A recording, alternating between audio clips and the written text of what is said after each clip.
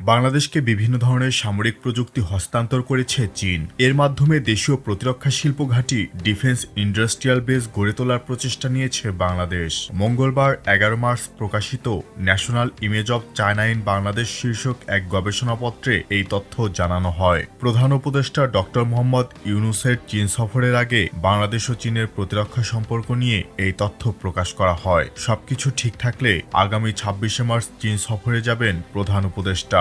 28 March চীনের president Xi Jinping এর সঙ্গে তার বৈঠকের কথা রয়েছে। গবেষণাপত্রে বলা হয়, বেইজিং বাংলাদেশকে রাইফেল, রকেট লঞ্চার, ম্যানপ্যাড, হালকা ইউটিলিটি যানবাহন ইত্যাদির মতো ছোট এবং মাঝারি আকারের অস্ত্রের জন্য বাংলাদেশ অর্ডিন্যান্স ফ্যাক্টরি এবং বাংলাদেশ মেশিন টুলস ফ্যাক্টরিকে প্রযুক্তি হস্তান্তর করেছে, যা একটি দেশীয় প্রতিরক্ষা শিল্প ঘাঁটি ডিফেন্স ইন্ডাস্ট্রিয়াল বেস গড়ে তোলার লক্ষ্য অর্জনের সহায়তা। 2024 সালের আগস্টে ক্ষমতা পালাবদলের পরও দুই দেশের সম্পর্কে কোনো ধরনের পরিবর্তন হয়নি বলে জানানো হয় গবেষণা প্রতিবেদনে। 2024 সালের অক্টোবরে পিপুলস লিবারেশন আর্মি নেভি তাদের যুদ্ধজাহাজ চিজিগুয়াং এবং জিনগ্যাংশাংকে চট্টগ্রাম বন্দরে শুভেচ্ছা সফরের জন্য পাঠিয়েছিল চীন। গবেষণা প্রতিবেদনে বলা হয়, এটি ঢাকায় ক্ষমতার পরিবর্তন সত্ত্বেও প্রতিরক্ষা সম্পর্ক অক্ষুণ্ণ থাকার প্রতীক। অন্তর্বর্তী সরকার ক্ষমতা গ্রহণের পর এটি ছিল কোনো বিদেশি নৌযানের প্রথম সফর।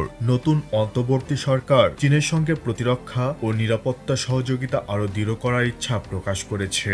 2002 সালে উভয় দেশ সামরিক প্রশিক্ষণ এবং প্রতিরক্ষা উৎপাদন সহ একটি প্রতিরক্ষা সহযোগিতা চুক্তি স্বাক্ষর করে। 2014 সালে উভয় দেশ সামরিক সহযোগিতার বিষয়ে 4টি চুক্তি স্বাক্ষর করে। এর মধ্যে একটি চুক্তি ছিল যেখানে পিপুলস লিবারেশন আর্মি পিএলএ বাংলাদেশের সশস্ত্র বাহিনীকে বিনামূল্যে প্রশিক্ষণ এবং সরবরাহ সহ সামরিক সহায়তা প্রদান করবে। বাংলাদেশ ও চীনের মধ্যে দ্বিপাক্ষিক সহযোগিতা অন্যতম প্রধান ভিত্তি হল প্রতিরক্ষা সহযোগিতা।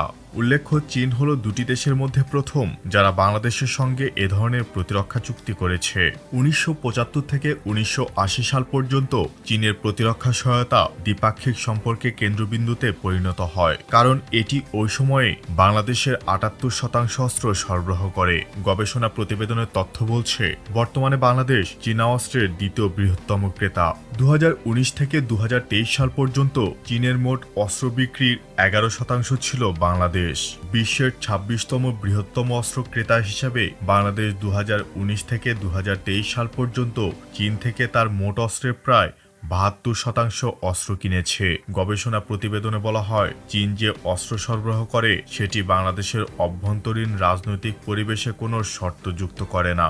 এটি শুধুমাত্র গুরুত্বপূর্ণ সামরিক সরঞ্জামের সুবিধা প্রদান করে। বাংলাদেশকে অন্যান্য দেশ এই সুবিধা দেবে না। তাছাড়া বেইজিং অন্যান্য দেশের তুলনায় তুলনামূলক কম খরচে আধুনিক, উচ্চ প্রযুক্তির এবং অত্যাধুনিক সামরিক সরঞ্জাম বাংলাদেশকে সরবরাহ করে। ধীরে ধীরে সময়ের সাথে সাথে দুই দেশের প্রতিরক্ষা সহযোগিতা কেবল অস্ত্র বিক্রির মধ্যেই সীমাবদ্ধ থাকেনি, বরং সামগ্রিক হয়ে উঠেছে বলে গবেষণা প্রতিবেদনে উল্লেখ করা হয়েছে। আপনার কি মনে হয় জানিয়ে দেবেন নিচের কমেন্ট বক্সে।